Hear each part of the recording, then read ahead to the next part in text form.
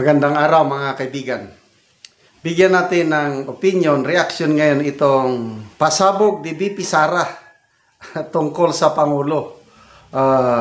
Ito, post ng JME News. Diyos ko, akala mo ba yung presidente natin nagtatrabaho? Hindi nagtatanong yan at all. Tamad. Hindi, I swear to the flag, si BBM, hindi yan siya. Nagtatanong ng Trabaho. trabaho at all. Kaya napansin niyo ba, walang direksyon yung governance at walang direksyon yung iba't ibang departamento. Bakit? Kasi he doesn't give direct, he doesn't command. He doesn't command, he doesn't ask, he doesn't say that, look, there's a Philippine development plan and what are you supposed to do about this? Akala nyo ba yung ginawa ko sa DepEd, galing yun kay BB? Hindi, akin yun. Lahat. Kasi he did not give any orders at all. So pag upo ko doon, sabi ko sa mga kasamahan ko, sa mga USEC at ASEC, I think this is our show. Kasi walang participation at all ang Pangulo. So gagawin na lang natin kung ano yung dapat na gagawin para sa edukasyon dito sa ating bayan. So we created the matatag agenda. We followed through with the matatag curriculum. At unfortunately, hindi kami natapos kasi, yun nga, nag-decide ako na I don't deserve the attacks that were thrown at me by the administration. Kasi ako na nga lang siguro yung kaisa-isa dong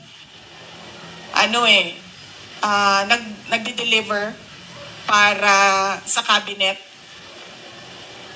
ni BBM. Tapos ganun pa yung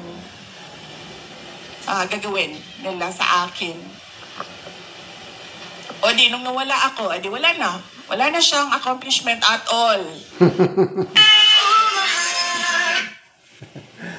Yan, pasabog. Oh. Ito, maalala ko pa yung isang sinabi niya na nung nagpaalam na si VP Sara sa presidente na magre-resign na, hindi daw papayag ang Pangulo. Kaya lang, ito yung alas 10:30 pa lang ng umaga, nagpunta siya sa opisina ng Pangulo, amoy alak na ang Pangulo. Ano ba yan? So, anyway, sabi ni Auntie Claire, hindi totoo yan. So, bahala na tayo kung kanino tayo maniniwala. Ako, naniniwala ako kay VP Sara. Noong nasa DepEd pa siya, yung mga survey, the most trusted, highest rating among government agencies, DepEd, nagtratrabaho talaga si VP Sara. Ang Pangulo, sabi niya, tamad yan, hindi yan nagtatanong.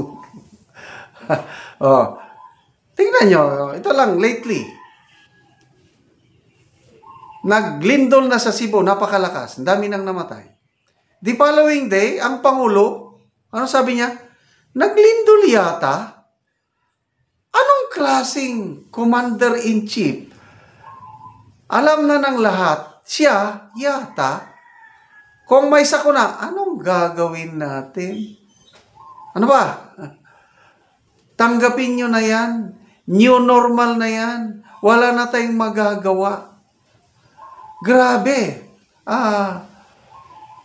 Ito, flood control scam. Wala akong kinalaman dyan. Malinis ako. Siya yung pumirma ng budget. Dito mo makikita yung kanyang lack of leadership.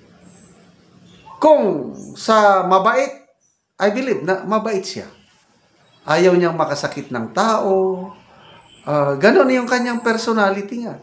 Kaya lang sa sobrang bait niya, ayun, nagiging weak ang leadership niya dahil sa sobrang mabait. Kulang sa may narinig akong taga Ilocos Norte, youth leader. Sabi niya nung governor pa si Bongbong Marcos dito sa amin, halos hindi mo makita sa opisina.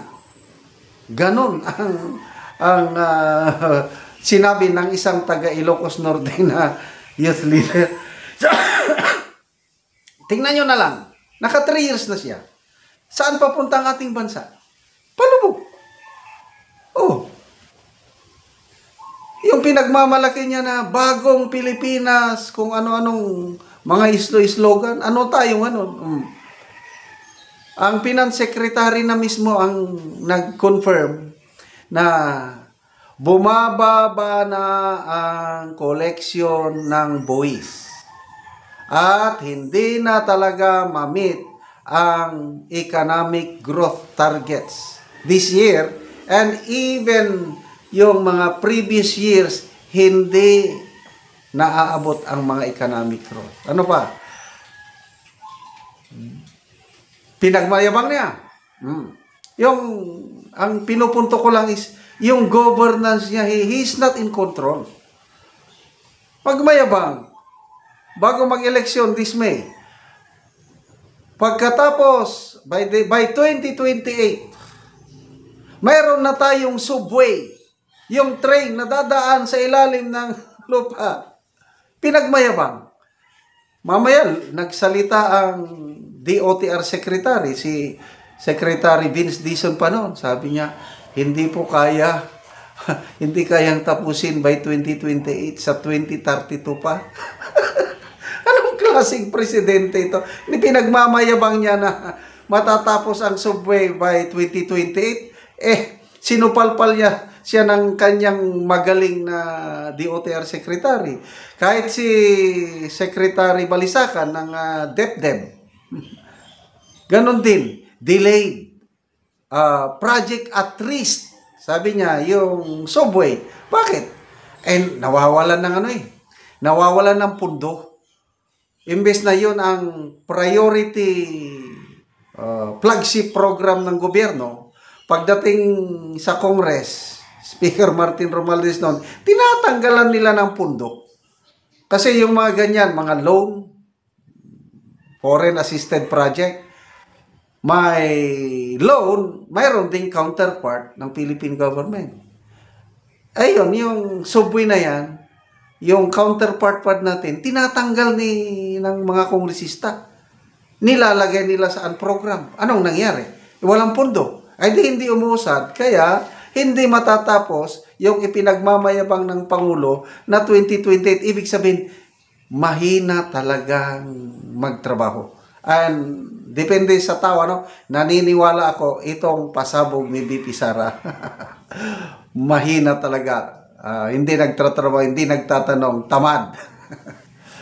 Salamat mga kaibigan sa inyong pagsubaybay sa ating channel. Nakakatulong kayo ng malaki sa tribong Talandig ng Bukidnon dahil ang income natin sa channel na ito is pantulong po sa tribo.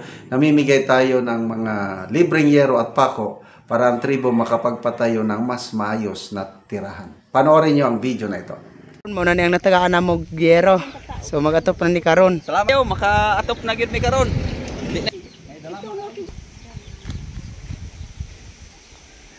O karon mo na ni ang karaan nga balay sa natagaan na mo gyero.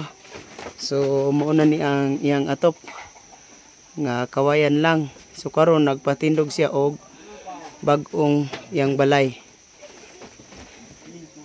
O maupod ni dayon ang iyang gitukod nga bag-ong balay. Sumuni ang atupan karon sa hiro nga natag sa iyaha.